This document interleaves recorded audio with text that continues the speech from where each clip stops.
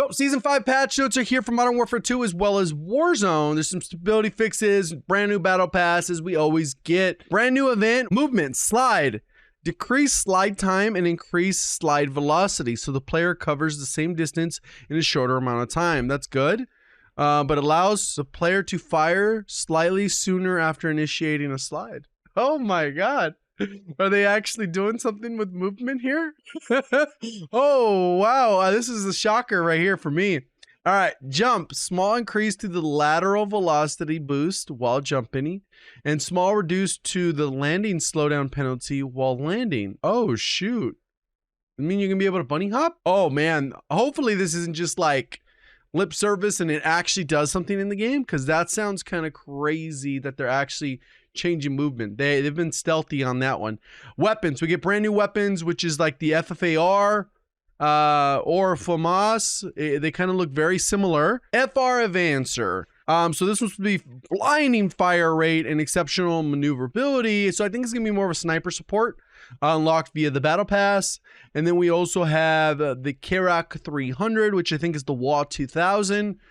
Which wasn't particularly good in that game, but we'll see if it's any good in this one. So, okay, weapon balancing. So we got the light machine gun, Rap H, increase semi-auto damage, reduce semi-auto fire rate. So we'll have to look to see if that's a buff and a nerf at the same time, and what the overall net positive is. Because a lot of times people are going to use that one full auto. So I'm not sure exactly how that's going to change things. And it says the following weapon changes are applicable to Warzone only. All right, cool. Good to keep that in mind. And we got the Chimera, close to mid-range damage increase. So that got a buff. And then the headshot multiplier for the M13, which should make it a little bit better. I always had a problem with the M13 is, you know, too many bullets to kill. So hopefully that helps it out and rewards accuracy. But we'll have to see. Battle rifles, the Cronin Squall, maximum damage decrease, so that is the close range damage. Minimum damage increase, so it actually got a slight buff at range, which is kind of crazy because it's still been kind of the meta of what people are using. Neck damage multiplier decrease, so they nerfed the neck damage. Upper torso, lower torso, and limb damage decrease. So it looks like they upped the damage. So basically they did a headshot increase, right? But then I don't know, that's kind of odd. So it's probably going to feel weaker if they decreased all the multipliers, and the headshot's the only thing that's going to be good. Light machine gun, HCR, limb damage multiplier decrease. So that's a little bit of a nerf. Got to be more accurate. Got to hit stomach and chest. Raw MG, headshot multiplier increased, a slight buff there. Machine guns. MX9 needs a bigger mag, but they've decided to do close mid-range damage increase, and then we got neck multiplier increase. MX9's good. It's just you don't have a big enough mag to actually see how good it is. They increase the damage across the upper torso and lower torso. Maybe someday they'll increase the mag size. Mini-Bach, damage step added at mid-far range. Minimum damage decrease. Are they trolling? Are they trolling? Actually making the Mini-Bach worse? Well, that's a troll. That is a troll. Then we got the Lockman sub, maximum damage decrease. So it got slight nerf. That's the up close and then close mid, which is the second damage profile. It got decreased as well. So kind of odd. Does that mean ISO probably number one? Yeah, if the ISO didn't get nerfed, the ISO is probably number one again. Vel 46, neck multiplier increase, upper torso increase, lower torso multiplier increase. Vel could be pretty good too if that impacts the TTK to bring it from its like close to 700, 660 or something, down to 600. It could also be like in the meta conversation. Bass P gets maximum damage increased, which is good. Neck multiplier increase, upper and lower torso increase.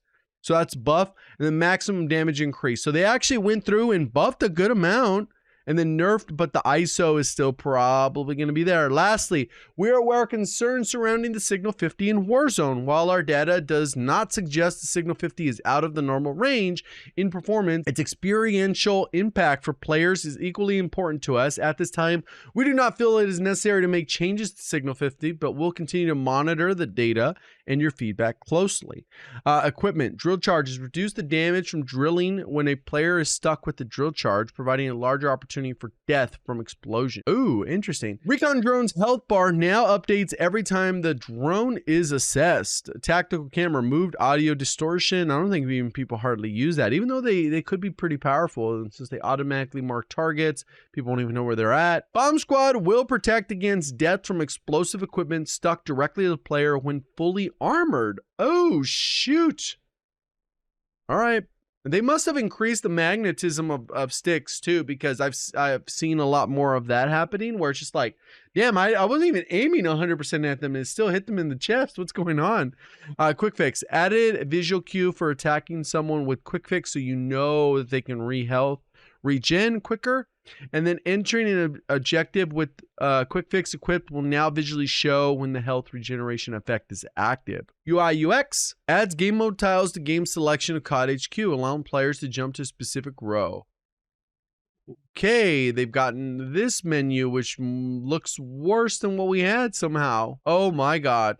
They do not what they're doing. That looks worse. We'll have to see how that plays, but that looks worse. Oh man. Skiing carousel and lobby. All right, that's cool. Available in the store or whatever.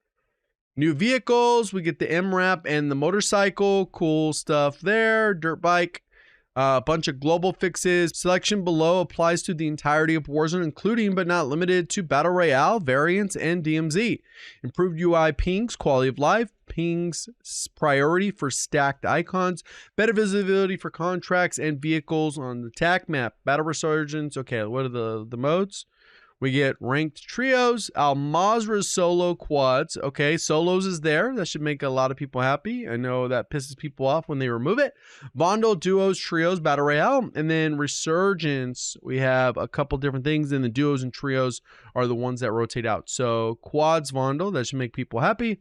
And then plunder, we got quads and lockdown. And then they're also bringing in Fort Resurgence. This will come in later in season. Armored Royale. Some other quality of life. Plague and matchmaking status. Quality of life. Players will now see their matchmaking status during the play action loading screen. Champions Quest now need to hold all available elements to progress the timer while locating the next one. And then we got Al Mazrah Battle Royale. Player count. All squad sizes in all Battle Royale have had their counts reduced to 100, down from 150. What? 100 players on Al Mazrah?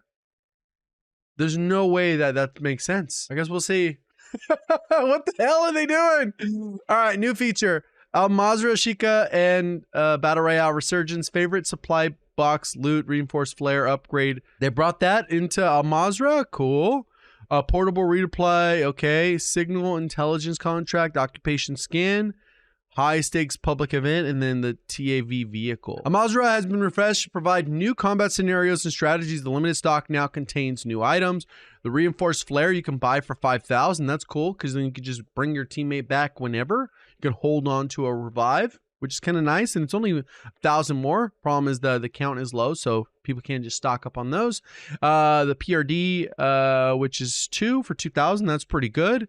Self revive 4,000 each, and then durable is 3,500. Champions Quest has arrived on Vondel. You got to get the 3 elements. You do got to get the 5 wins in a row before you can get there. Circle timing. The delay before the first movement of the gas is now 90 seconds, down from 220. So they've sped up the game. That's like by 130 seconds, which is over 2 minutes, right?